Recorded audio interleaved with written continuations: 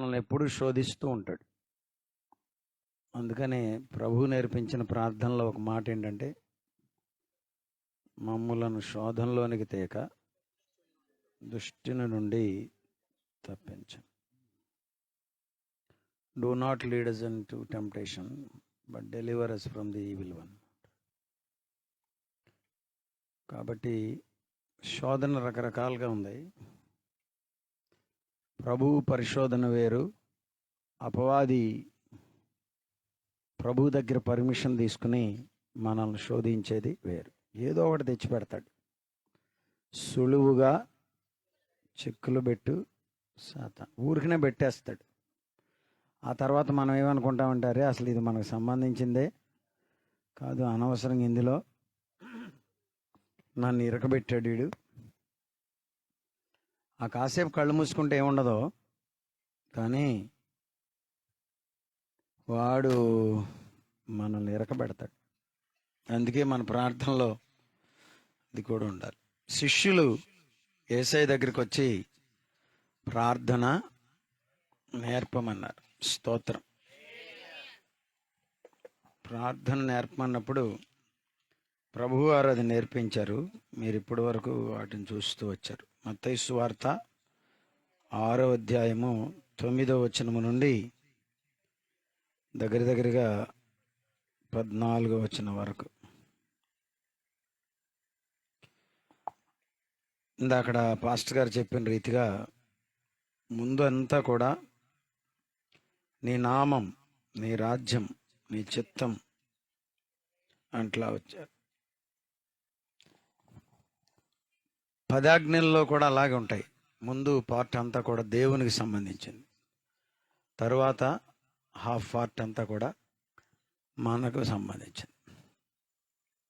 ఇందులో ఒక మాట ఏంటంటే 12వ వచనం, మా రుణస్థులను మేము క్షమించి ఉన్న ప్రకారము మా రుణములు క్షమించు. ఎందుకో కానీ మరి మనకు పెంతెకొస్తు సంఘాల్లో, ఇఫ్ ఐఎమ్ నాట్ మిస్టేకెన్, ఈ ప్రభువు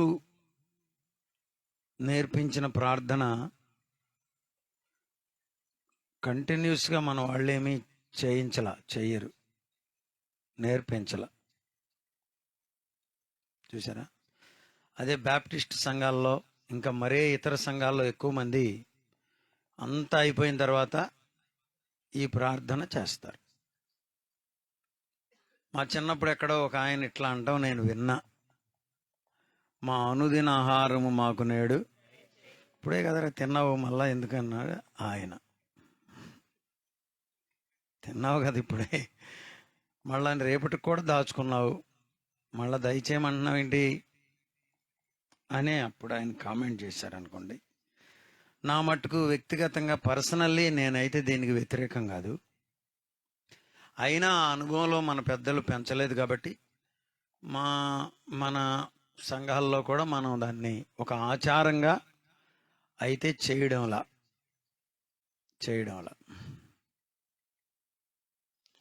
ప్రార్థన నేర్పమని ప్రభువుని ఇప్పుడైనా మనం అడగాలి. ఆ రోజున వారికి నేర్పింది ఒక్కటే ప్రార్థన అని కాదు, అయితే బేసిక్ థింగ్స్ అన్నీ అందులో ఉన్నాయి. అందులో మనం నేర్చుకోవడంలో తప్పేమీ లేదు. అయితే ఇక్కడ ఒక సంగతి, ఈ వచనం ఉంది 12వ వచనం, చాలా స్ట్రాంగ్ ప్రార్థన అది. మా రుణస్థులను మేము క్షమించి ఉన్న ప్రకారము మా రుణములను క్షమించు. Forgive our debtors. No, forgive our debts as we forgiven our debtors. మా రుణస్థులు ఉన్నారే, మేము క్షమించవలసిన వారు, వాళ్లను మేము ఎలా క్షమించామో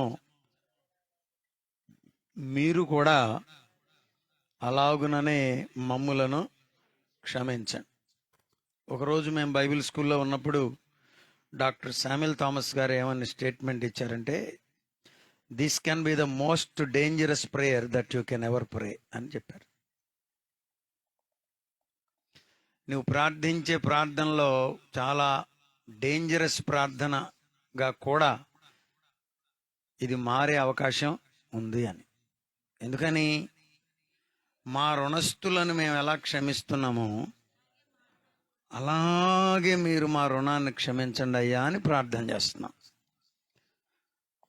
ఇక్కడ నంబర్ 1 పాయింట్ ఏంటంటే, అసలు మన ద్వారా క్షమించబడవలసిన వారు ఉన్నారా?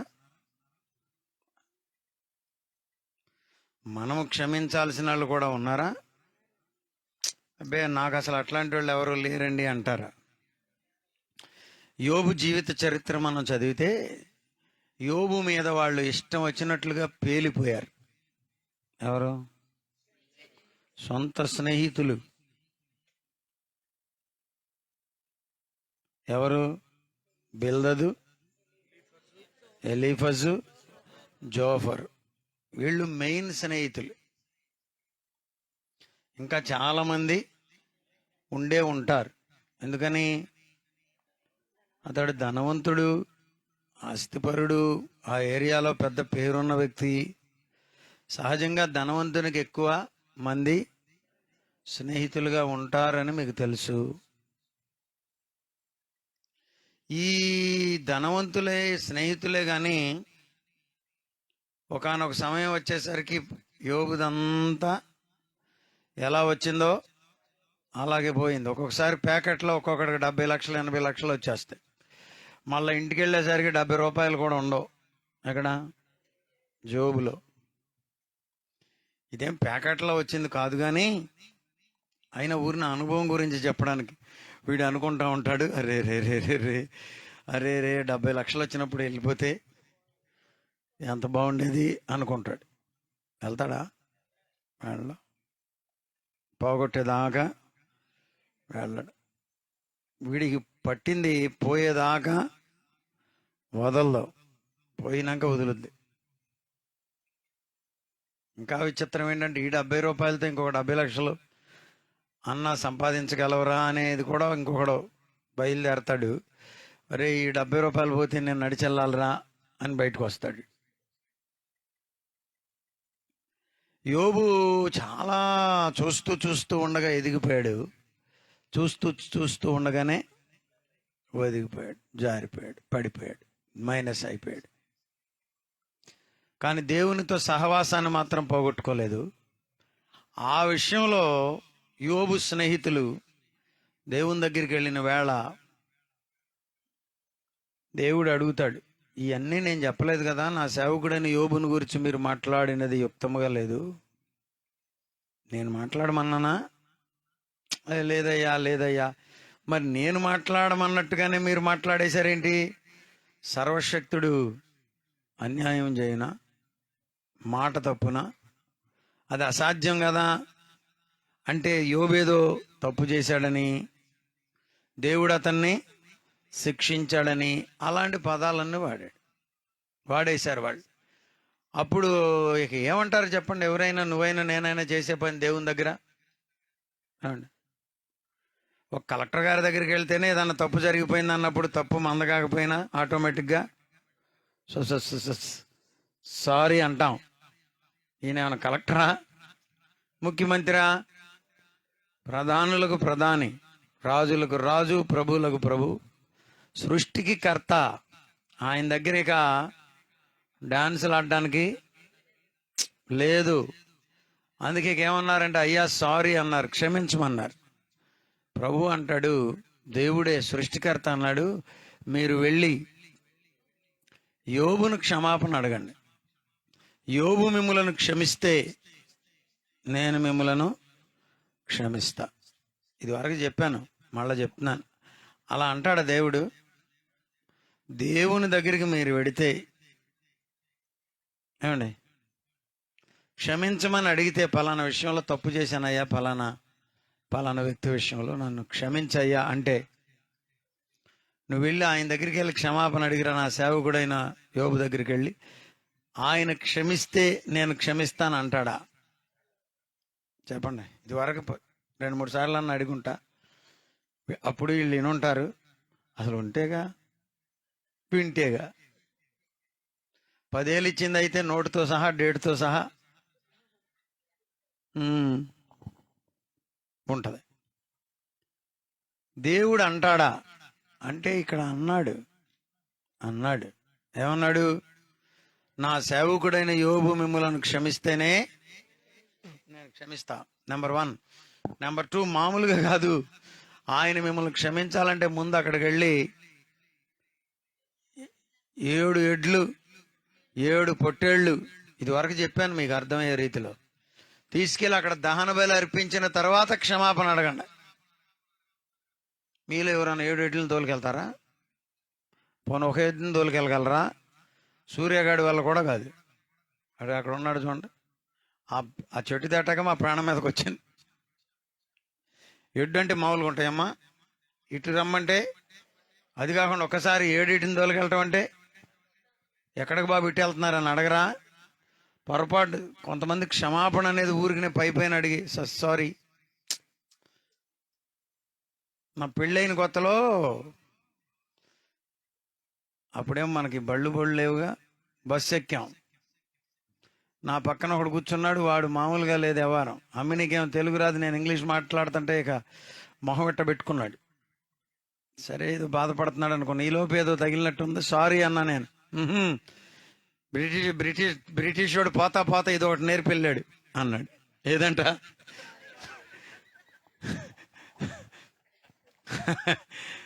సారీ అంట. సారీ అంటే కోపం ఇంగ్లీష్ మీద ఉంటే ఉండొచ్చేమో కానీ సారీలో తప్పేమి? కుటుంబాలను కట్టేది సారీ, జీవితాలను కట్టేది సారీ, దేవుని దగ్గరికి మనల్ని నడిపించగలిగినది సారీ. తెలుసా మీకు ఈ సంగతి? సారీ అంటే ఏంటి తెలుసా? అపవాది పలకలేనటువంటి మాట అది. The only reason he has become a satan or the enemy of God because he cannot say that word. క్షమించు అన్న పదాన్ని వాడు వాడలేడు కాబట్టి వాడు ఇక దేవునికి పర్మనెంట్ శత్రువు అయిపోయాడు. ఇప్పటికైనా వాడు అడిగితే దేవుడు క్షమించడానికి సిద్ధముగా ఉన్నాడు. కానీ అడుగుతాడా? అడగడు కాబట్టే వాడు శత్రువు అయ్యాడు. చూసారా? యోబు విషయంలో 3 హీరోలను అన్నాడు, మీరు వెళ్ళి అక్కడ క్షమాపణ పొందిరండి, అప్పుడు నేను మిమ్మల్ని అంగీకరిస్తానన్నాడు. దేవునికి స్తోత్రం. హల్లెలూయా, హల్లెలూయా. ఇప్పుడు ఇక్కడ మర్మం ఏంటంటే, గొప్ప సంగతి ఏంటంటే, యోబు దగ్గరకు వీళ్ళని పంపాడా ఏమండి? లేకపోతే యోబును ఆశీర్వదించడానికే దేవుడు యోబుకు టెస్ట్ పెట్టాడా? ఆ అధ్యాయాన్ని మనం చదువుతుంటే యోబు వారిని క్షమించిన తరువాతే యోబుకు 2 ఆశీర్వాదం కలిగింది. హల్లెలూయా. క్షమాపణలో ఏముంది? గొప్ప ఆశీర్వాదం ఉంది.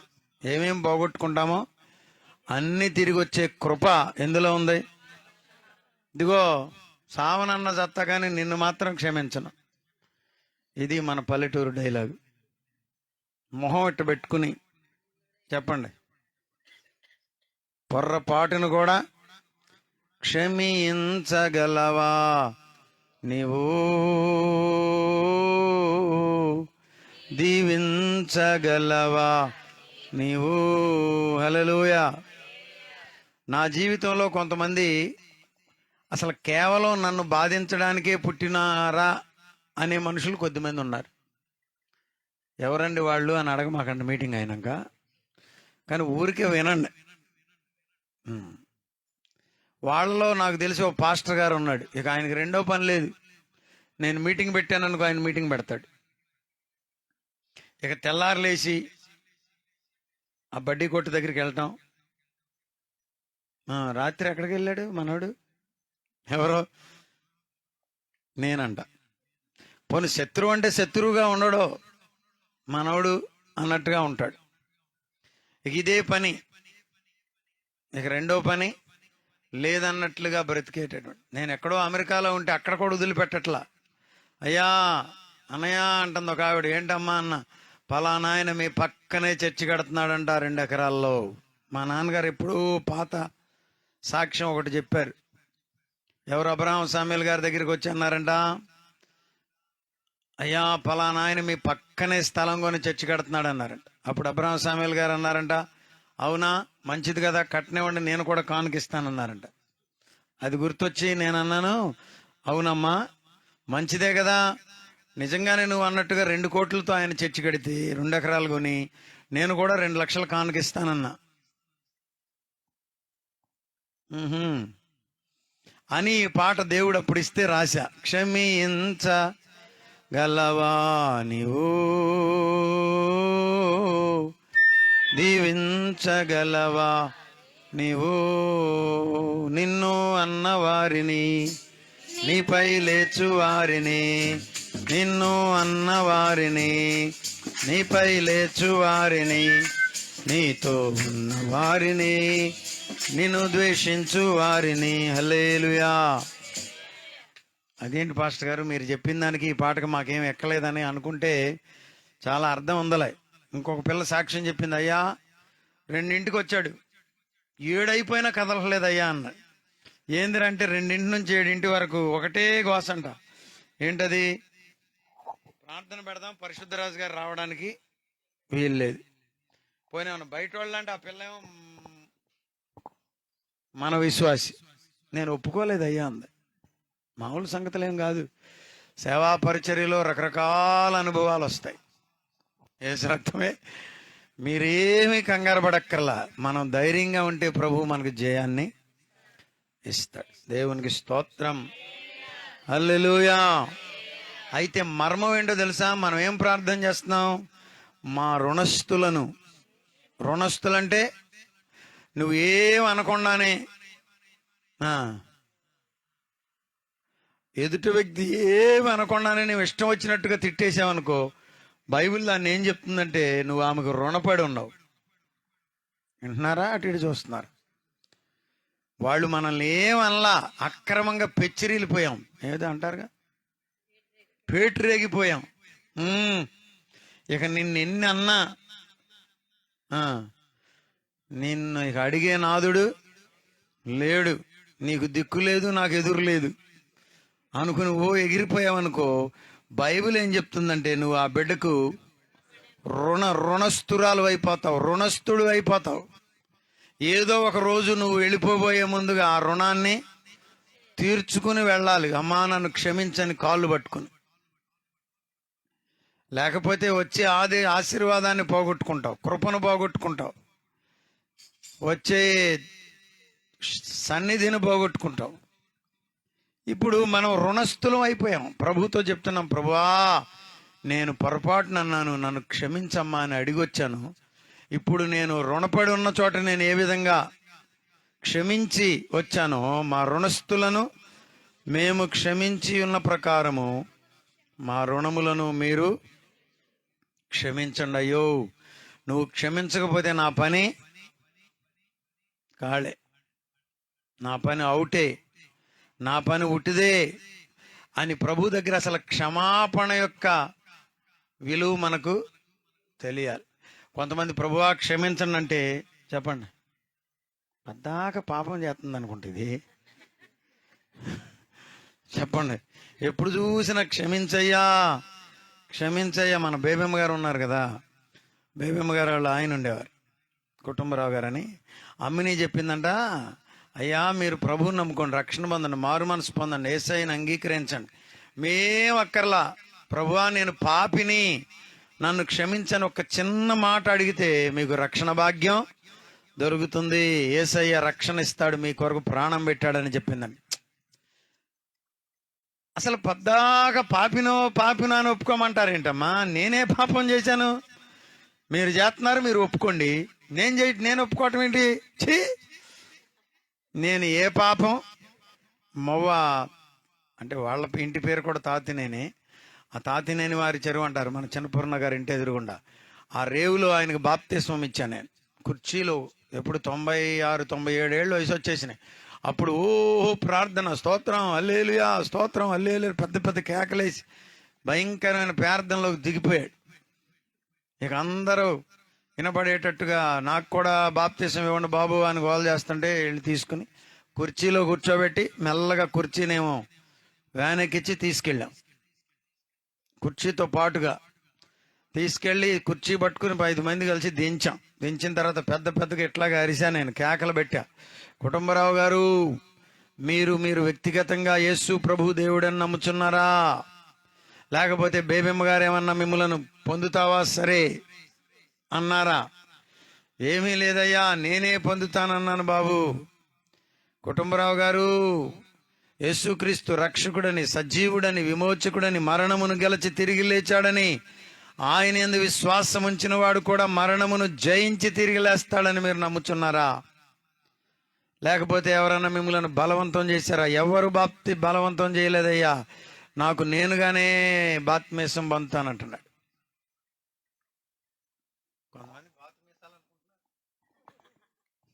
చెప్పండి, యేసు రక్తమే జయం. హల్లెలూయా. మీరు ఆలోచనను బట్టి, జన్మతః మీ క్రియలను బట్టి కర్మతః పాపి అని మీరు నమ్ముచున్నారా? యేసుక్రీస్తు రక్తములో మీ పాపము కడుగుబడినందు చేత ప్రతి పాపము కడుగుబడి విమోచించబడిందని మీరు నమ్ముచున్నారా? నేను ఎంత అరుస్తున్నానో ఆయన కూడా అంత గట్టిగా చెప్పారు. హల్లెలూయా. ఎవని పాపములు క్షమించబడునో అన్నాడు. చాలా గొప్ప సంగతి అది, గొప్ప సంగతి. 32వ కీర్తనలోనే ఎక్కడో మాట అంటాడు కదా, blessed is the man whose transgressions are forgiven. తన అతిక్రమములకు పరిహారము నొందినవాడు, తన పాపమునకు ప్రాయచిత్తము నొందినవాడు. ఎంత గొప్ప మాట చూసారు అది. అతిక్రమమునకు క్రమము తప్పినప్పుడు ఏమవుతుంది? అతిక్రమం. చిన్నప్పుడు ఉండే సమస్యలు మాకు చిన్నప్పుడు మా ఇంట్లో నుండి బయటికి వెళ్ళకూడదు. పిల్లలందరూ ఏమో హాయిగా కమ్మగా ఆడుకునేవాళ్ళు బజారులో. మాకేమో కంప్లీట్ రూల్, అస్సలు మామూలు కాదు. గేటు దాటితే పనిష్మెంట్. ఇక మా నాన్నగారు కనుక ఎక్కడన్నా సేవకులు కొట్టడానికి 3 రోజులు వెళ్ళిందంటే మాకు ఇక పండగ తినాలి. అమ్మ మాట లెక్క చేసేది లేదు, వెళ్ళేది ఇక మామూలు కాదు. అక్కడికి వెళ్ళి గోడెం బిళ్ళ ఆడేది. ఒకసారి అయితే మీటింగుల టైంలో గోడెం బిళ్ళ తగిలితే ఇది ఇంతలావును వాసిపోయింది కన్నంతా. ఇప్పుడు వాసిపోయి వచ్చే నంబర్ బాధ నొప్పితో అది వేరే సంగతి. ఇప్పుడు వెళ్ళిన తర్వాత ఏం చేస్తారు? అడుగుతారుగా ఏమైందని. అలాంటివి నేను అనుకోవటం నాది 100 ఉండి ఉంటాయి. చెరుకుల్లాగతో పడ్డాయి కానీ, తాడి చెట్టు మీద నుండి కిందకు జారినాయి కానీ, దానికోసం వెళ్ళి తేనెటీగలతో కుట్టించుకున్నాయి కానీ, అదన్నా ఓర్చుకునే వాళ్ళం. కానీ ఇంటికాడ డాడీని ఎలా ఫేస్ చేయాలి, అక్కడికి వచ్చినాక ఏం చెప్పుకోవాలి? ఇక మా అమ్మ కనపడిందని వెళ్ళావా వేసుకొచ్చావా అనేది అంటే డబుల్ ఇంజక్షన్ చేసేది అనమాట. నాన్న ఎక్కువ కొట్టేవాడు కాదు కానీ నానంటే అంత భయం. ఎప్పుడైతే అయితే పనిష్మెంటా లేకపోతే క్షమాపణ అది ఉండేది. అట్లా వెళ్ళకూడదు చిన్న తాడి చెట్ల దగ్గరికి. తాళ్ల మీద పెద్ద త్రాచుపాములు ఉంటాయి నాన్న, తేళ్లు ఉంటాయి నాన్న, అక్కడి నుండి జారితే ప్రమాదం నాన్న. జిలాన్ గారు అబ్బాయి చూడు, తాడి చెట్టు మీద నుండి పడిపోయాడు, మెదడు చితికిపోయి ఛిద్రం అయిపోయి అక్కడికక్కడే చనిపోయాడు నాన్న అని. ఇక ఆ లైన్ ఉందంటే ఇక ఆ రోజు మనకు దెబ్బలు తప్పినట్టే. ఎలా ఉంటుంది? ఇక అమ్మయ్యా ఈ వాటికి బతికిపోయాం అంటే ఏమన్నాడు అక్కడ? అతిక్రమమునకు పరిహారము నొందడం అంటే అదన్నమాట. పిల్లలు దాన్ని ఏమంటారు? హోంవర్క్ ఇస్తారు కదా. హోంవర్క్ ఇచ్చినప్పుడు చేయలేదనుకోండి ఎలా ఉంటుంది? ఇక అరే చేయని వాళ్ళందరూ ఇటు నిలబడండి అంటారు పంతులు గారు. ఇప్పుడు కొట్టనివ్వట్లేదులే, కొట్టకపోయినా కానీ ఇటు నిలబడండి అంటేనే ఇక గజగజలాడిపోయే బిడ్డలు ఉంటారు. ఇదిగో రేపటి నుంచి కనుక మీరు చెయ్యకపోతే అన్నారంటే ఎట్టుంటుంది వాళ్ళకి చెప్పండి? గుండె దడల్లా ఒక్కసారిగా సెట్ రైట్ అయిపోతుంది. అమ్మయ్యా ఇవాటికి బ్రతికిపోయావని. అతిక్రమం క్షమించబట్టంలో గొప్ప ఆనందం, సంతోషం ఉంది. పాపము విషయమై మనము క్షమించబడినప్పుడు అందులో కలిగే ఆనందమే వేరు. అందుకే భక్తులే ఈ సంతోషము నీకు కావలెనా, ఈ సంతోషము నీకు కావలెనా, ఈ సంతోషం నీకు కావలెనా, నేడే యేసు నొద్దకు రమ్మో, నేడే యేసు సంతోషమే సమాధానమే, సంతోషమే సమాధానమే, సంతోషమే సమాధానమే, చెప్పనా సఖ్యమైన సంతోషం, ఆమేన్, చెప్పనా సఖ్యమైన సంతోషం. ఎలాంటి సంతోషం అంట? చెప్పడానికి సఖ్యము కానిది, అసఖ్యమైనది, వివరించలేను, వర్ణించలేను, అంత గొప్ప సంతోషం. నిజంగా అది మీకు కలిగితేనే మీరు రక్షణ పొందినట్లు. ఏమోలే యేసు ప్రభు అని ఇందులో దించారు, నా ప్రాణం మీదకి వస్తుంది, ఈ పత్యం చేయలేక చేస్తున్నాను అనేవాళ్ళు ఉన్నారే, వాళ్ళు రక్షణ పొందిన వాళ్ళు కాదు. ఏం మనవడు పెళ్ళికో మొక్కుకుని మళ్ళీ ఎవడో చెప్పాడంట, మొక్కు తీర్చుకోకపోతే కుక్క సాగు చేస్తామని. అందుకే తప్ప యేసు ప్రభు అర్థమయ్యి కాదు, రక్షణ అర్థమయ్యి ఆ రక్షణను ఆస్వాదించి కాదు. దైవజనుడు అపొస్తలుడైన పౌలు అంటాడు, ఇదిగో నేను వెలుగును చూశాను అన్నాడు. ఆ తర్వాత నేను సూర్యుని ఎంత గొప్ప వెలుగును చూశాను అన్నాడు. తరువాత చూడసఖ్యంగానంత మహా వెలుగును. అంటే అబద్ధం ఏమని చెప్తున్నాడా? ఏమండి, రక్షణ పొందడంలో ముందేమిటి చెప్పాడురా, మళ్ళీ ఇప్పుడు చూడు మార్చేశాడు మాట అంటారా? అట్లా కానే కాదు. రక్షణ పొందిన నాట నుండి అతడు ఈ మాట చెప్తూ మాకు ట్రోవర్ సార్ ఏం చెప్పారంటే, నాకు బాగా గుర్తు, ఎమాన్యుయల్ బైబిల్ ఇన్స్టిట్యూట్లో ఉన్నప్పుడు ఒకరోజు అపోస్తల కార్యముల గ్రంథం చెప్తూ ఈ ఉపమానం చెప్పాడు ఆయన. ఒక పిసినారాడంట, ఎక్కడో 16వ అంతస్తులో ఉన్నాడంట. అక్కడ తళుక్కుమని మెరిచిందంట. అప్పట్లో 5 రూపాయల బిళ్ళ కొత్తగా వచ్చినట్టుంది. తళుక్కుమని మెరిచేసరికి అమ్మో 5 రూపాయల బిళ్ళ అక్కడ పడిపోయింది అనుకుని బరబరా పరిగెత్తుకొచ్చి 12వ అంతస్తులో నుండి చూస్తే అది ఇంకా పెద్దగా కనపడిందంట. అప్పుడే 10 రూపాయల బిళ్ళ వచ్చినట్టుంది. అమ్మో, నేను 5 రూపాయలు అనుకున్నాను కానీ ఇది 10 రూపాయల బిళ్ళ ఇది ఉపమానం, ఆయన చెప్పింది కథగా మీకు చెప్తున్నా. ఇక అక్కడి నుండి అదే పనిగా పరిగెత్తుకుని మళ్ళీ ఈలోపు ఎవడన్నా నొక్కేస్తాడేమోనని, తీసేస్తాడేమోనని పరిగెత్తుకొస్తే తీరా చూస్తే అది సెప్టిక్ ట్యాంక్ మూతంట. ఆ బిళ్ళంట దాని మీద పెట్టింది, క్రొత్తదేమో తళతళా మెరుస్తుందంట. ఆ మూతకు కూడా ఇది పెడతారు కదా. ట్రోవర్ సార్ అంటే బాగా గుడ్ టీచర్ అనమాట, is a very good teacher. ఇలాంటి ఉపమానాలు 100 చెప్తూ ఎక్స్ప్లెయిన్ చేసేవాడు ఆయన. చూసారా, అంటే అక్కడ నుండి దిగే కొద్దీ ఇంకా తళతళా మెరుస్తుందని చెప్పాడు. పౌలుకు కూడా ముందు వెలుగును చూశానన్నాడు, తరువాత సూర్యుడంతా మహా వెలుగును చూశాను, ఇంకా రాను రాను అంత చెప్పాడంటే అర్థం ఏంటంటేనంట, రాను రాను ప్రభువుకు దగ్గరయ్యాడంట. దగ్గరయ్యే కొద్దీ అతని దర్శనం ఏమవుతుంది, ఇంకా బ్రైటర్ అండ్ క్లీనర్. దేవునికి స్తోత్రం. And clear. దేవునికి స్తోత్రం. హల్లెలూయా. మీరు నిజంగా రక్షణ పొందితే ఏమవుతుందంటే రోజు రోజు మీ సాక్ష్యం ఏమవుతుంది, మీ అత్తగారికో మీ కోడలు గారికో మీ ఇంటి వాళ్ళకి అసలు నిన్న ఏంటి మా అమ్మ ఒక రకంగా చెప్పింది, మళ్ళీ ఇవాళ ఏంటి మాట మార్చేసింది, ఇంకా గొప్పగా చెప్తుంది ఏంటి యేసయ్యను గురించి అనుకోగలుగుతారు వాళ్ళు. ఎప్పుడు మనం యేసయ్యతో నిజంగా సహవాసం చేసినప్పుడు. దేవునికి స్తోత్రం కలుగునుగా. హల్లెలూయా. క్షమించితే మనం ప్రభువు మనలను క్షమిస్తాం. ఎంత గొప్ప ప్రార్థన మనకు నేర్పాడంటే, మనం క్షమించాలి, మనం ప్రభు చేత పడాలి. ఇక్కడ ఒక లింక్ ఏంటంటే, నువ్వు క్షమిస్తేనే ప్రభువు దగ్గర నీవు క్షమాపణ పొందగలుగుతావు. స్తోత్రం. ఇంకా ఎవరినన్నా క్షమించాల్సింది ఉందా? సహజంగా రోజు ఎవరి మీద ఒకరి మీద మనకు వస్తుంది. అందుకని మన చిన్నప్పుడు మీకు ఎవరికైనా గుర్తుందేమో, ఈ బల్లారాధన కార్యక్రమానికి నేను ఎదిగినటువంటి చర్చిలో అయితే మొదలో నాన్నగారు వరుసనే సాక్ష్యాలు చెప్పాలి. అంటే అప్పుడు కొద్ది మందే కాబట్టి సరిపోయేది. వరుసనే అందరూ చెప్పాల్సిందే. ప్రభు నామానికి స్తోత్రాలు, మీ అందరికీ నా వందనాలు.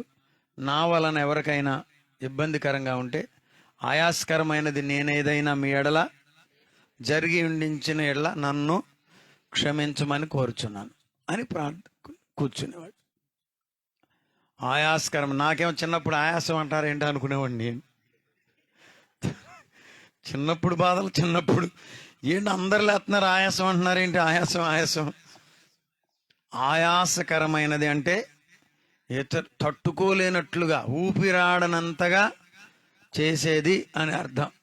ఒక్కొక్కరి మీద మనకు కోపం పెరిగిపోయినప్పుడు, బాధ కలిగిపోయినప్పుడు మామూలు ఆయాసమా చెప్పండి? పాయాసం దానికంటే ఎక్కువ ఆయాసం వచ్చాక తట్టుకోలేము. అందుకే హార్ట్ అటాక్ వచ్చేది కొంతమందికి. అమ్మ చెప్పమాకండి, ఆయనకి చెప్పమాకండి. ఎందుకని? ఆయాసం వచ్చేస్తుందని. మీరు క్షమించడం నేర్చుకుంటే చెప్పండి, చాలా వరకు మనం ఆయాసం నుండి తప్పించుకోవచ్చు. మన హార్ట్ బీట్ ఏమవుద్ది? నార్మల్గా వచ్చేస్తుంది. దేవునికి స్తోత్రం.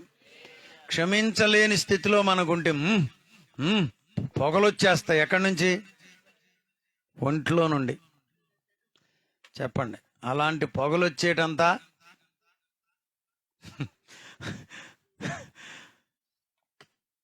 వద్దు మనకి. మా అమ్మగారు అప్పుడప్పుడు అనేది, నాకు మండిందంటేనా అనేది. నాన్న అనేవాడు, ప్రక్కనే బిందె నీళ్ళు ఉన్నాయిగా అనేవాడు. అది కూడా సైలెంట్గా.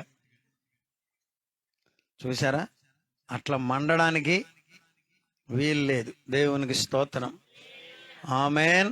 ప్రభువులో మనకు దొరికే కృప ఏంటంటే, దేవుడు క్షమించే కృపనిస్తాడు. ఆమేన్. భయంకరమైనటువంటి జీవితాన్ని, భయంకరమైన కోపాన్ని సాధువైనట్టు మృదువైనట్టు నైనా అక్షయాలంకారాన్ని ప్రభువు మనకు అనుగ్రహిస్తాడు. స్తోత్రం చెప్పండి. ఏ అలంకారం చెప్పండి? అక్షయాలంకారం అంటే క్షయము కాని అలంకారం. ఏదది? సాధువైనది, మృదువైన. మన మాట ఎలా ఉండాలి? మృదువుగా ఉండాలి. మనకే వస్తుంది అప్పుడప్పుడు, కానీ దాన్ని మనం కాసేపు అణిచేసేయాలి. దేవునికి స్తోత్రం. సాధువైనట్టు వెండి బంగారముల వంటి క్షయమైన అలంకారము మీకు అలంకారముగా నుండక అన్నాడా? బంగారు నగలు ధరించుకొనుటయు మిగులా విలువ కలిగిన వస్త్రములు, అట్లా అన్నాడు. జడలు అల్లుకొనుటయు, ఒక జడ కాదు, రకరకాల జడలు వేస్తున్నారు. అప్పుడు జడలు అల్లుకొనుటయు బంగారు నగలు పెట్టుకొనుటయు వస్త్రములు ధరించుకొనుటయునైనను అను. మామూలు వస్త్రాలు ధరించుకోమని వద్దనలా. ఏమన్నాడు? అలంకారముగా ఉండే వస్త్రములు ధరించుకోవద్దని చెప్పాడు. స్తోత్రం చెప్పండి. హల్లెలూయా. మనల్ని ఎవరైనా చూసినప్పుడు ప్రభువునే, ఎవరో ఈ మధ్య నాకు తల తిరిగే ప్రశ్న వేశారు. పాస్టర్ గారు అన్నారు. ఏంటమ్మా అన్న, ఈ దినాల్లో మీరు గమనిస్తున్నారా అని. ఒక మళ్ళీ ఎక్కడ తెచ్చారో ఫోటో తెచ్చారు సెల్ ఫోన్లో. మీ పాస్టర్ అమ్మలో బంగారం ఒకటే పెట్టుకోరండి. వీళ్ళు తొడిగే జాకెట్కి వర్కా ఏమంటారు దాన్ని, మరి ఎంబ్రాయిడరీ వర్క్ ఎంతో తెలుసా? ఇదిగో ఈవిడికి 25,000 అంట, ఈవిడికి 30,000. మరి ఈవిడ ఎక్కడ నేర్చుకొచ్చిందో ఇది? వెళ్ళి ఉంటుంది. ఆ ఆటోల మీద అంటిస్తున్నారు కదండి విజయవాడలో, అది చూసి వెళ్ళి ఉంటుంది. ఇక ఇల్లు కాడ నుంచి ఆడవాళ్ళకి ఇదే పనిగా. అమ్మగారు ఏ రకమైన చీర కట్టింది, జాకెట్ మీద ఎంత ఎంబ్రాయిడరీ, నాకు ఇక మైండ్ బంద్ చేయనంత డైలాగులు పడ్డాయి. వీళ్ళు బంగారం ఒకటే వేసుకోరు మీ పాస్టర్లో, కానీ వాళ్ళు వేసే బట్టలు ఎంత ఖర్చో తెలుసా అన్న. అంత లోతుగా నాకు తెలియదులేమ్మా అన్న.